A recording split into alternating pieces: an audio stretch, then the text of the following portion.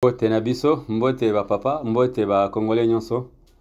De partout vous vous trouvez, Topé Sibino Mbote, Ezali, chaîne Abino, MMC Numérique TV, na 4 magazine Nabiso Focus. Lelo, toza na sujet principal, nous allons aborder beaucoup de points, compte tenu de l'actualité, au Ezali Kolekanambo Kanabiso. Beaucoup de gens bazali s'inquiétaient, surtout à on a vu province à Kinshasa, au Italie, na au Italie insécurité ou bien evande limalamo, ou bien botambo limalamo yamboka. Ça ne va pas du tout. Nyonso eza mabe makasi. Nani yango aliberaka bakulu na parquet. Nani aliberaka bakulu na parquet. Bokangi mutu, bokeye na parquet a condamné à tindie na makala. Mais on voit ces gens-là à la cité, bazo tambola. Nani atika kabango. Y a-t-il une personne, ou bien une association, ou bien une main noire, où ils allaient à la base d'insécurité dans la ville province de Kinshasa? N'a pas ce exemple moko. Ils ont un dossier moko, un certain monsieur, na bengaka kombonaye. Bahazana Kombo surnom Bapesa Kirikou. C'est un vrai Kouloun reconnu à niveau Kingawa, côté à Nzadi.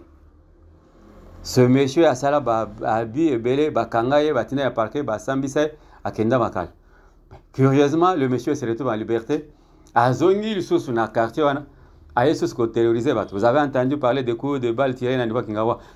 Cause ya coup de balle en Yangwana. Parce que les deux bandes rivales, bandai ko bondisaye depuis kala, silki babi mais pour nini Kirikou azongi. Parce que oza sous na kimiate. Affrontement et bandits, la police a intervenu. Malheureusement dans ces affrontements, ce sont les innocents qui tombent. On déplore de blessés. Bana classe mi balé, bana classe mi sa si je me trompe pas, 3 jeunes gens ont été touchés par balle.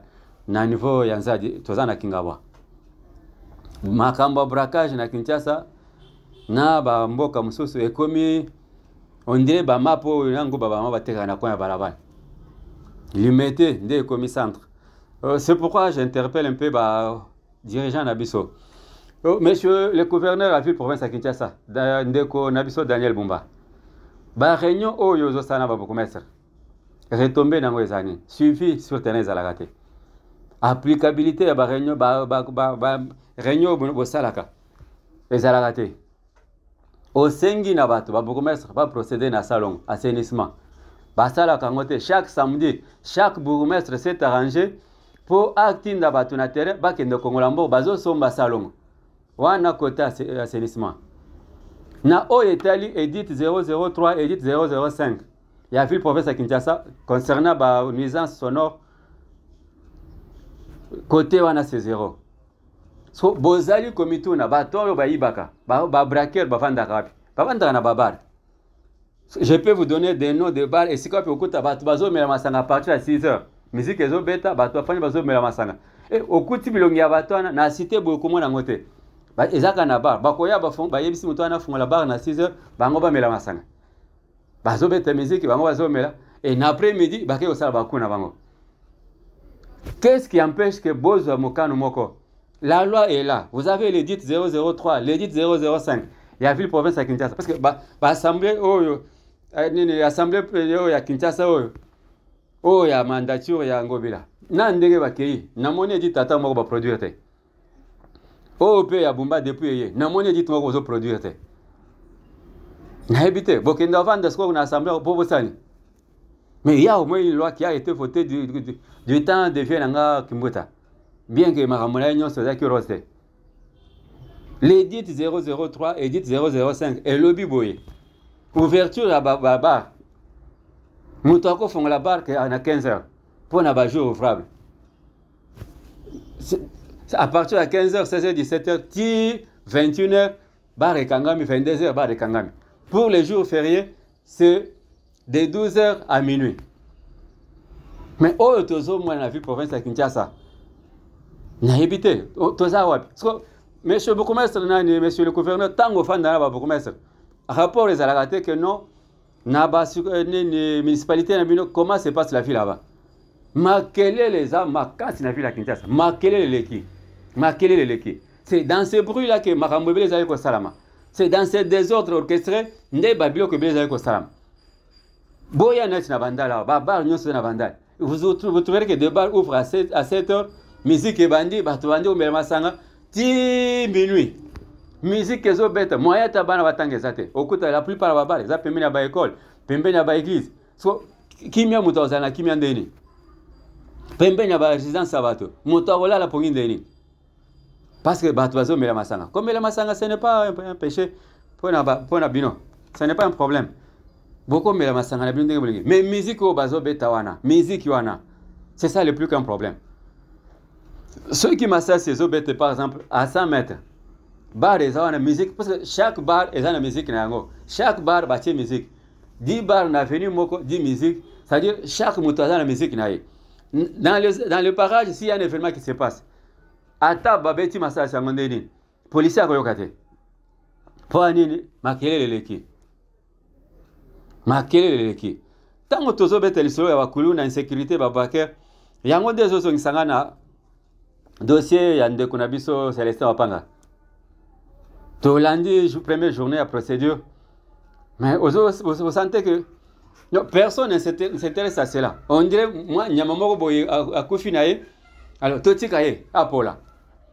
Mais vous oubliez que ce monsieur vous a rendu des services. Quand vous suivez ces témoignages, on vous dit qu'il y a des gens qui ont été listés, les gens qui ont été ciblés pour éliminer Bango physiquement. Il n'y a pas que lui. Vous voulez maintenant que moi je vais vous donner les noms ici. Et moi je vais citer maintenant les noms des gens, Naba commanditaire. Nakotanga comment motote? Parce qu'il n'y a pas de temps. Mais seulement on sait qu'il y a une liste de gens qui a été établie. Oh, il fallait qu'on efface Bango. Bazo gêné, Batumsos. Politique est un monde de tolérance. Chacun a ses idées, chacun a ses pensées, chacun a sa position. Mais ce n'est pas un endroit où on doit employer la violence, utiliser des jeunes gens pour régler des comptes. Pour un adversaire politique comme un ennemi. Non. Ceux qui bossent à Makasi, bossent à Banana, bossent en armée, tout le monde a été la Congo. Et non pour réclamer des comptes par Makamwezangatina. La divergence, c'est sur le plan scientifique, sur le plan peut-être intellectuel. J'ai mes pensées, j'ai mes conceptions, j'ai ma aspiration, et ça, il y a des mots dans mon souhait. Et ça, le coup, la technicienne, a dit Maole. Technique, ça, peut-être les a, oh, ndenge mokona, ndekonanga, oh, ya fandi, pembe, na yena, nite 77 éléments. Ni aux ennemis. Basan ndenge mokote. Zandenge mokote na ndeko msusu na ni David Makanz. Basan ndenge mokote. Chacun a sa façon de raisonner. Mais raisonnement nanga est généreux. Tu peux me contredire, il peut y avoir une contradiction, mais ça doit rester loyal. Et ça le quoi un autre zo moi n'est pas oh nani oh sita ceux qui comment les ceux qui cita oh ya mi pesa kombo ya Olive Lem. Motema mabe fanje n'est pas moi machin motema mabe moko na vite soki akindoki. Abosa ni fio ya bande ko menena mama na etango bazoteka madesu na goma tiba ya na yao. Na mona ko dia za espion moko rwandaise a changer ka on dit même ko tango ba 50% Congo central na ndima kana ngote. Pour na Congo central kuna sala pe loko mote. Au contraire, elle est allée détruire et le port et tous les biens qui étaient là, va bien public à l'état zaikuna au profit à Barwandais. So mutambonga mibenga Kazali ne Congo. Nandima kailo kanate. Pour même le pango na isika ba botola ndekona ne Congo et sika batonga immeuble na boulevard. Je connais bien cette histoire ya moto botola ka le pango na. Pour eko mandenge zawana. Quelqu'un qui est allé se plaindre chez elle, koyeb sait que no tala makambunaza ngo boyeboy. Elle a profité de cette occasion et elle a sauté sur cette parcelle. Tib et comme le bomonita wa wana telemi. Là n'est pas mon problème. Nalinga ka na listre bino kaka système ngo ya motema ve batu bazana ngo. So monde a politique tolérance ezate. Tozo kende wapi. Tolérance ezate tozo kende wapi. Toujours dans le domaine de politique. Namoni ba déclaration mwana mboka Jean-Pierre Bemba-Sali. Et ça likambo tostolobawa. Parfois ba tubayo kakabisote. Ce monsieur, pour une petite histoire, je ne veux pas entrer dans les détails belé. Parfois tu l'as tarabakan pour le makamususu, on se réserve. Mais c'est une histoire réelle. Tango boyo kaka safo sazolo bakeno ba benga kaye. aya un avion, aya kozwa mutumo boy amemai na Katanga. Je me rappelle encore de cette date-là. Vous les bandits konoka makasi na aéroport. On était à l'aéroport ce jour-là. Oh, il y a un avion qui t'a je crois c'était vers 1h, 2h du matin. Bah quoi ça va dire qu'après de non ça va moins un Congo ba même on aéroport on renfort à sécurité zoya. Comment va comment aéroport, ils ont vu autre chose. Un commando lourdement armé et outil Katanga. Na ba Rwandais, na ba Congolais, oh ba ka accompagner Kaname. Détail, oh ya ko benga ngande na komela. Suite, soko ko benga ngana komelo suite à solo wana. Nde jour ba ka ko installer petit wana. Na tata mwasi na yo, tata mwasi Jeannette. Oh bazo ko sabino li passe. Li passe mama ni nyangwa ko bomba zemi. Abota mwana na Kinshasa ko bota msusu na matali. So zemi yango ya ndeni. Basi mbele yango na mulimo. Kindoki. Ça va. Tozongi na monde tozali ya politique. Igwe alobi boyi. Abi Kanambe azali pion. C'est depuis très longtemps. Na yo Congolais, 100% Congolais. On dit au défendre Moutouana. Intérêt nyozanango. Parce que les gens ne savent pas. Comme ce monsieur a tellement borné na raisonnement nae. Bato nyonso baza tout autour nae, baleki na esprit, baleki na mayel. Il utilise na faiblesse na wana, baïba mbongo à l'état, baïba misola biloko à Congo. Les gens pensent que no baza pembe nya Moutouana pona bolingo. Non, bolingo bango baza nango epanaye. Ce sont les biens de et kanga bango nae. Je parle de un profit, il y a un intérêt, il y a un bongo. Ou bien il y a moi et le comme boy. Ndé le ko balandela kay. Parce que babi que no a contrôler la le côté ayebi le comme côté. Alors ceux qui aux années pembeni, au koko c'est facilement obtenir avantage ma boy. C'est ça le ko balandela kay. Mais en réalité pour naïbité tango bino bozolo bakeno azalaki namaki ni parce que moi je sais que azalaka du corps il y a James so namaki ni yo ya vanda namboka ni oh akenda formation namboka ni ceux qui toquent na académie militaire kombo na ezate so yo crado bo pesa ya général major azoela ngwa. Non, car rapport à Fandakina Mose, pour Memaki Mundo qui va la scène de la Sétani, à Betty moi tourne à Chine à Zongyao, à le commissaire général major. Ti azo betatol, oh je suis un militaire. Militaire en moi bunda. Pour tout ebi Mobutu à Kenda ba guerre à Moba. Ba guerre à 80 jours. So ya bunda bitumba. Okoti kalaka bongo mitelengano. OK, mlamboka we baboyo. Ti kalate o kakame ko wangana. Alors, na ceux qui savent, on a construit qui ça. Tous ceux qui sont na masolo, il y a Doha, nous connaissons na Qatar. Et si ka délégation à Congo, ba kenda ki ba ou bien ba kutanaka. Na cadre masolo na ba toi AFC M23. Parce qu'il y a des contacts qui sont à ce niveau-là. Pour le moment, selon communiqué Batindel Biso, Sima ya masolo au Islam qui na mois d'avril, mars, avril, mai, na début juin, il y a un document qui est sorti, élaboré par les Qataris.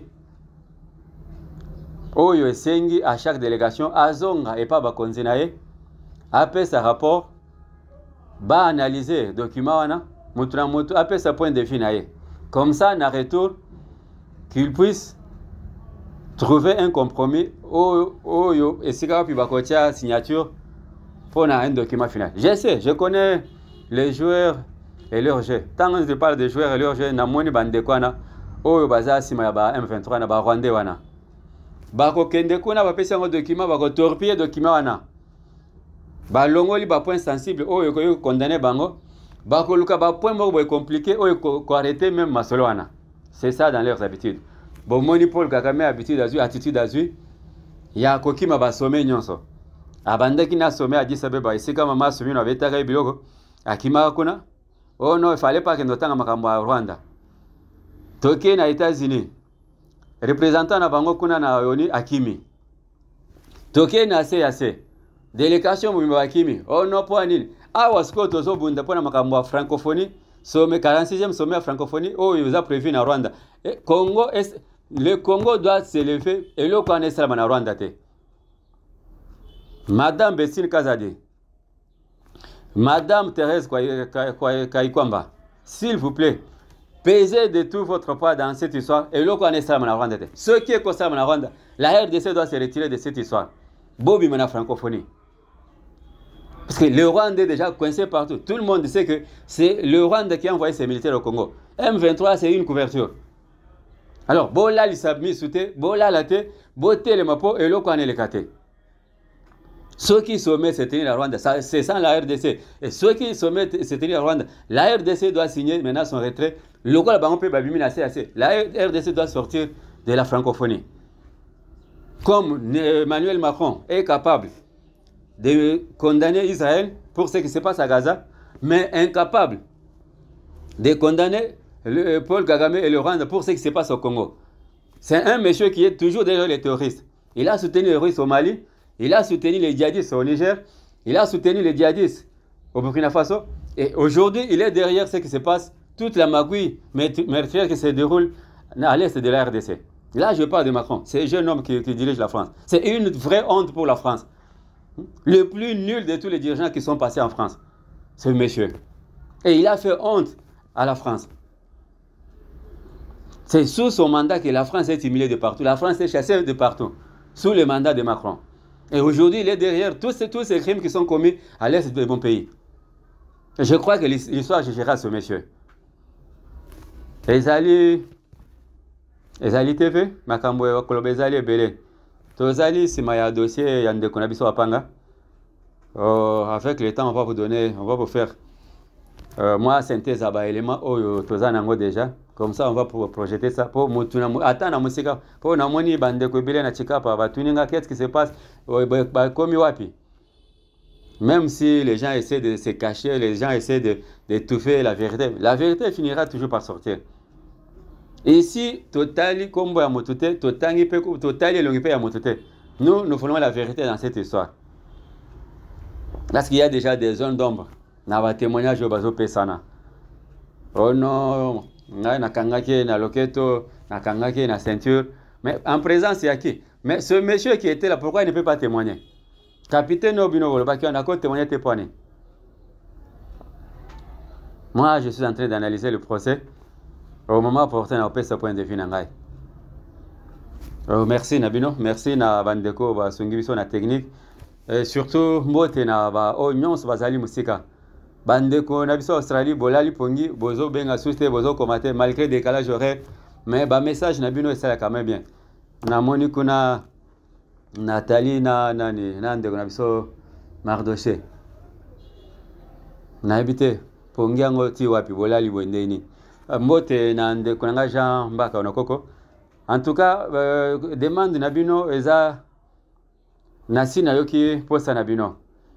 Na Ndeko Nabiso Prince na Badioko B52. Je suis en train d'organiser quelque chose pour Toko Kakutana.